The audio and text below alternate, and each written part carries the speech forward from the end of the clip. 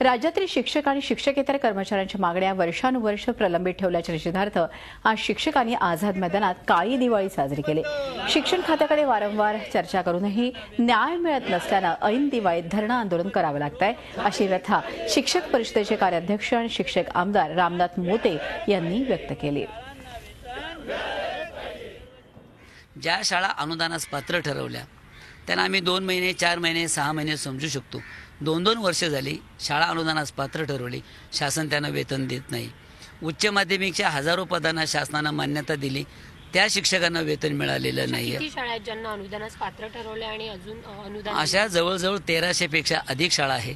12 ते 13,000 पेक्षा अधिक शिक्षक आहे, वर्ग तुकडे आहेत आणि शासनाजवळ पैसा नाही असं नाहीये।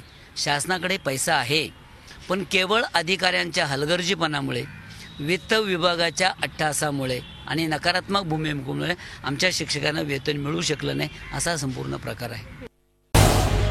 झी 24 तास रहा एक पाऊल पुढे।